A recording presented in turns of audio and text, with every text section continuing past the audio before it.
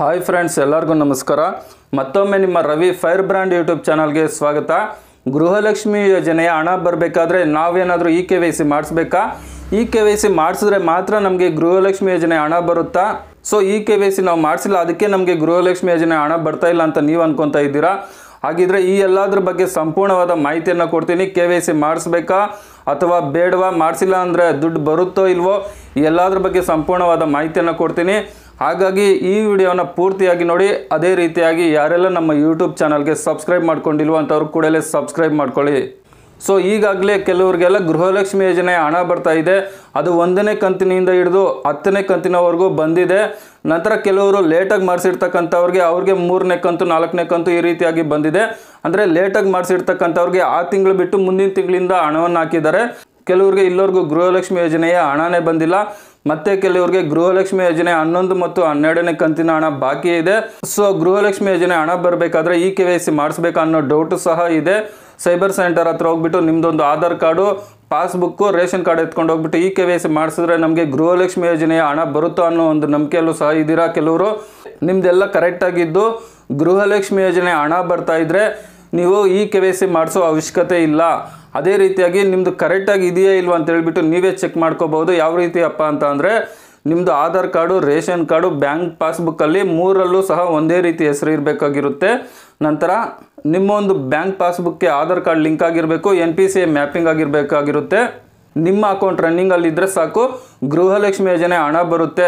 ಒಂದು ವೇಳೆ ಅಲ್ಲಿಗೂ ಸಹ ಬಂದಿಲ್ಲ ಅಂತ ಅಂದರೆ ನಿಮ್ಮ ತಾಲೂಕು ಮಹಿಳಾ ಮತ್ತು ಮಕ್ಕಳ ಅಭಿವೃದ್ಧಿ ಇಲಾಖೆಗೆ ನೀವು ಇಷ್ಟು ಡಾಕ್ಯುಮೆಂಟನ್ನು ಎತ್ಕೊಂಡೋದ್ರೆ ಅವರು ಚೆಕ್ ಮಾಡಿಬಿಟ್ಟು ಏನೇ ಪ್ರಾಬ್ಲಮ್ ಇದ್ರೂ ಸಾಲ್ವ್ ಮಾಡ್ತಾರೆ. ಸೊ ಗೃಹಲಕ್ಷ್ಮಿ ಹಣ ಬರಬೇಕಾದ್ರೆ KYC ಮಾಡಿಸೋ ಅವಶ್ಯಕತೆ ಇಲ್ಲ. ಆಲ್ರೆಡಿ ಬರ್ತಾ ಇರ್ತಕ್ಕಂಥವ್ರು ಯಾವುದೇ ರೀತಿ ಮಾಡಿಸುವ ಅವಶ್ಯಕತೆ ಇಲ್ಲ. ಒಂದು ವೇಳೆ ಬರದೇ ಇರ್ತಕ್ಕಂಥವ್ರು ಇವೆಲ್ಲ ಚೆಕ್ ಮಾಡ್ಕೊಳ್ಳಿ. ಆದರೂ ಸಹ ಎಲ್ಲ ಕರೆಕ್ಟಾಗಿದ್ರು ಬಂದಿಲ್ಲ ಅಂತ ಅಂದರೆ ನಿಮ್ಮ ತಾಲೂಕು ಅಥವಾ ಜಿಲ್ಲಾ ಮಹಿಳಾ ಮತ್ತು ಮಕ್ಕಳ ಅಭಿವೃದ್ಧಿ ಇಲಾಖೆಗೆ ಭೇಟಿ ಕೊಡಿ. ಸೊ ಕೆಲವು ಕಡೆ KYC ಮಾಡಿಸ್ಬೇಕು. KYC ಮಾಡಿಸಿದ್ರೆ ಮಾತ್ರ ಗೃಹಲಕ್ಷ್ಮಿ ಯೋಜನೆ ಹಣ ಬರುತ್ತೆ ಅಂತ ಹೇಳ್ತಾ ಇದ್ದಾರೆ.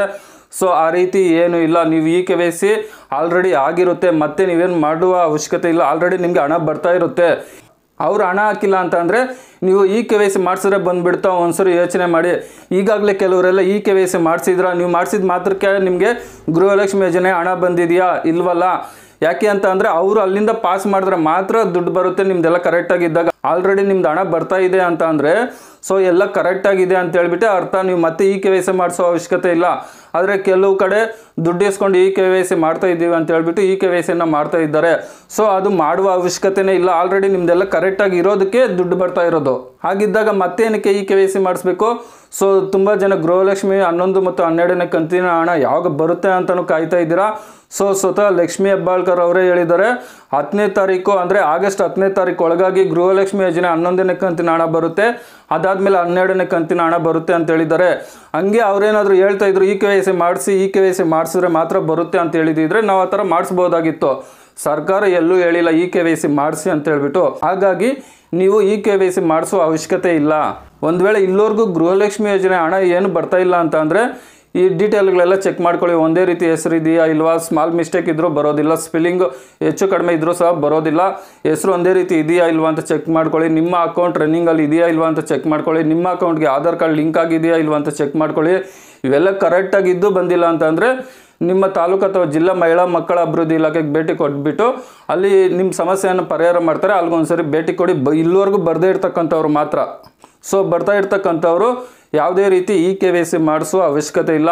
ಸೊ ಅವರು ಹಾಕ್ತಾರೆ, ಹಾಕೋವರೆಗೂ ನಾವು ಏನು ಮಾಡೋಕ್ಕಾಗಲ್ಲ, ತಾಳ್ಮೆಯಿಂದ ಕಾಯಬೇಕಾಗುತ್ತೆ. ಅದು ಬಿಟ್ಬಿಟ್ಟು KYC ಮಾಡಿಸಿದ್ರೆ ದುಡ್ಡು ಬರುತ್ತೆ, ಅದು ಮಾಡಿಸ್ಕೋಬೇಕು, ಇದು ಮಾಡಿಸ್ಕೋಬೇಕು ಅಂತ ನಿಮ್ಮ ಟೈಮು ದುಡ್ಡು ಎರಡು ವೇಸ್ಟ್ ಮಾಡ್ಕೊತಾ ಇದ್ದೀರಾ. ಸೊ ಹಾಗಾಗಿ ನಿಮಗೆ ಈ ಒಂದು ಮಾಹಿತಿಯನ್ನು ಕೊಡೋಣ ಅಂತ ಹೇಳ್ಬಿಟ್ಟು ವಿಡಿಯೋವನ್ನು ಮಾಡಿದ್ದೀನಿ. ಸೊ ಅಷ್ಟೇ ಅಲ್ದಿರ ಸರ್ಕಾರದಿಂದ ಬರುವಂತಹ ಹಲವಾರು ಯೋಜನೆ ಬಗ್ಗೆ ನಮ್ಮ ಯೂಟ್ಯೂಬ್ ಚಾನಲಲ್ಲಿ ವೀಡಿಯೋಸನ್ನು ಮಾಡ್ತಾ ಇರ್ತೀವಿ. ಹಾಗಾಗಿ ದಯಮಾಡಿ ಯಾರೆಲ್ಲ ನಮ್ಮ ಯೂಟ್ಯೂಬ್ ಚಾನಲ್ಗೆ ಸಬ್ಸ್ಕ್ರೈಬ್ ಮಾಡಿಲ್ವ ಅಂಥವ್ರು ಕೂಡಲೇ ಸಬ್ಸ್ಕ್ರೈಬ್ ಮಾಡ್ಕೊಳ್ಳಿ. ವಿಡಿಯೋ ನೋಡಿದ್ದಕ್ಕಾಗಿ ತುಂಬ ಧನ್ಯವಾದಗಳು. ಬಾಯ್, ಟೇಕ್ ಕೇರ್ ಫ್ರೆಂಡ್ಸ್.